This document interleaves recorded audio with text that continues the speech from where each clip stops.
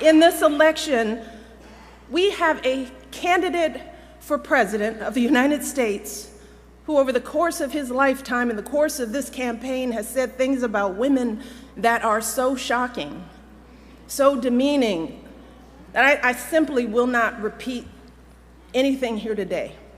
And last week, we saw this candidate actually bragging about sexually assaulting women.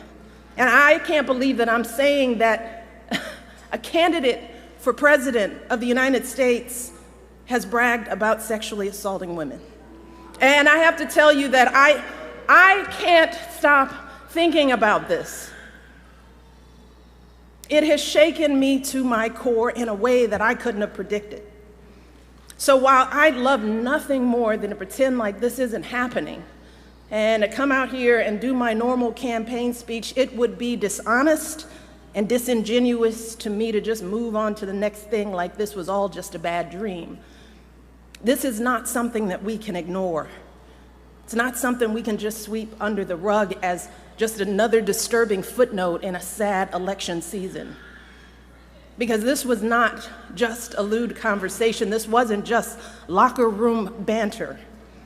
This was a powerful individual speaking freely and openly about sexually predatory behavior and actually bragging about kissing and groping women, using language so obscene that many of us were worried about our children hearing it when we turn on the TV. And to make matters worse, it now seems very clear that this isn't an isolated incident. It's one of countless examples of how he has treated women his whole life. And I have to tell you that I listen to all of this, and I feel it so personally. And I'm sure that many of you do too, particularly the women. The shameful comments about our bodies, the disrespect of our ambitions and intellect, the belief that you can do anything you want to a woman. It is cruel. It's frightening. And the truth is, it hurts. It hurts.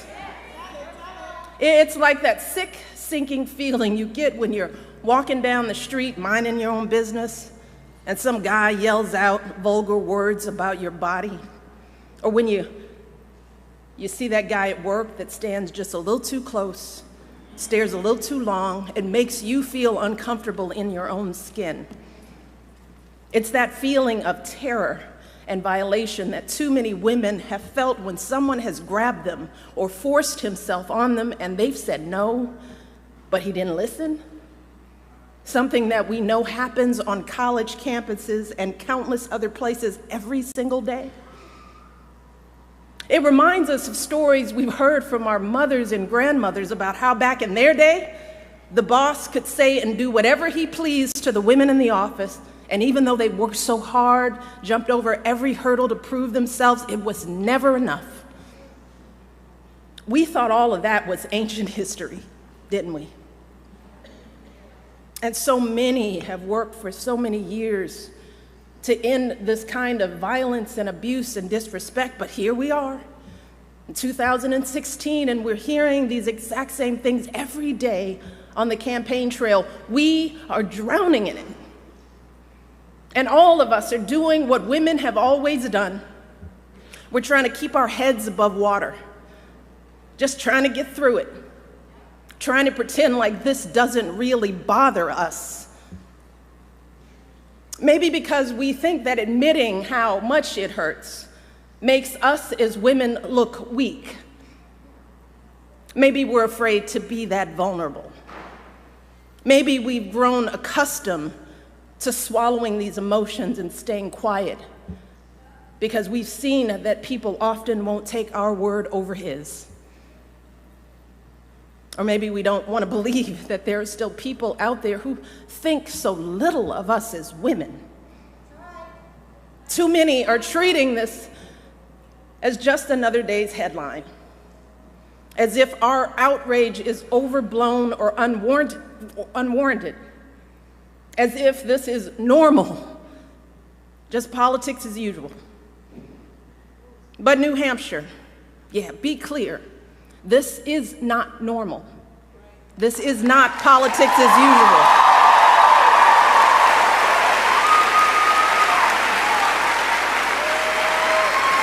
This is disgraceful. It is intolerable. And it doesn't matter what party you belong to, Democrat, Republican, Independent, no woman deserves to be treated this way. None of us deserves this kind of abuse.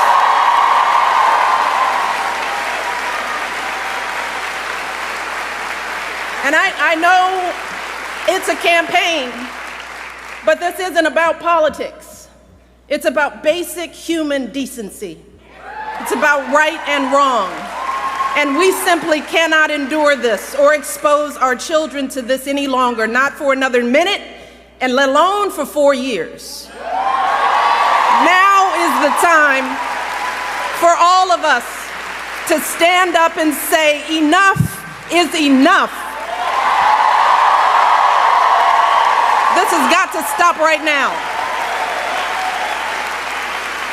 Because consider this.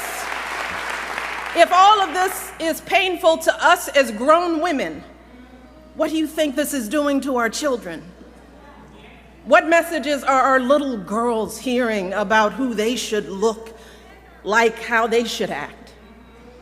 What lessons are they learning about their value as professionals, as human beings, about their dreams and aspirations? And how is this affecting men and boys in this country? Because I can tell you that the men in my life do not talk about women like this, and I know that my family is not unusual.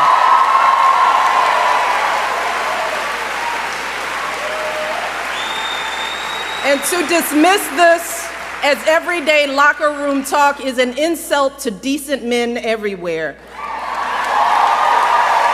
The men that you and I know don't treat women this way. They are loving fathers who are sickened by the thought of their daughters being exposed to this kind of vicious language about women. They are husbands and brothers and sons who don't tolerate women being treated and demeaned and disrespected.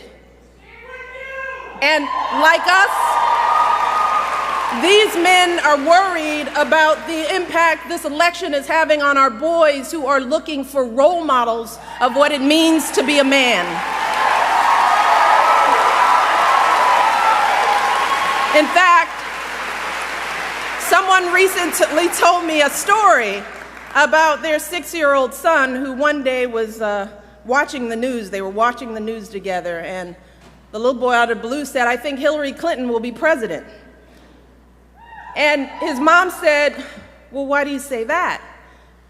And this little 6-year-old said, "Because the other guy called someone a piggy." And he said, "You cannot be president if you call someone a piggy." So even a 6-year-old knows better.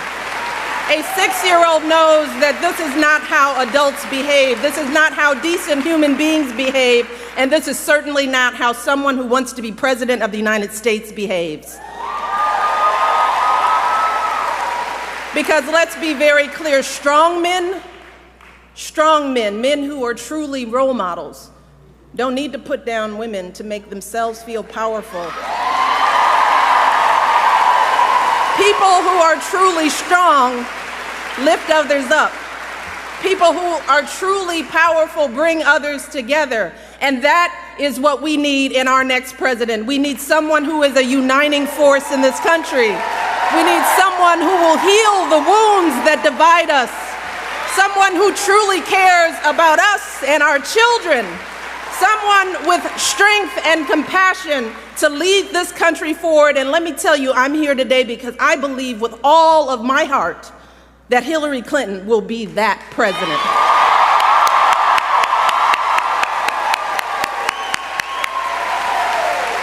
See, we know that Hillary's the right person for the job because we've seen her character and commitment, not just in this campaign, but over the course of her entire life. The fact is that Hillary embodies so many of the values that we try so hard to teach our young people. We tell our young people, work hard in school, get a good education. We encourage them to use that education to help others, which is exactly what Hillary did with her college and law degrees, advocating for kids with disabilities, fighting for children's health care as First Lady, affordable child care in the Senate,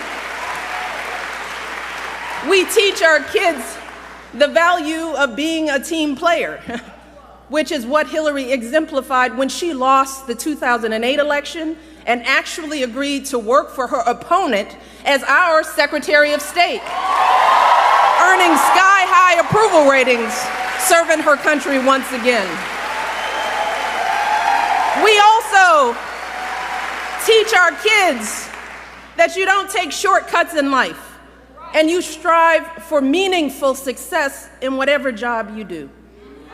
Well, Hillary has been a lawyer, a law professor, First Lady of Arkansas, First Lady of the United States, a U.S. Senator, Secretary of State, and she has been successful in every role, gaining more experience and exposure to the presidency than any candidate in our lifetime. More than Barack, more than Bill, and yes, she happens to be a woman.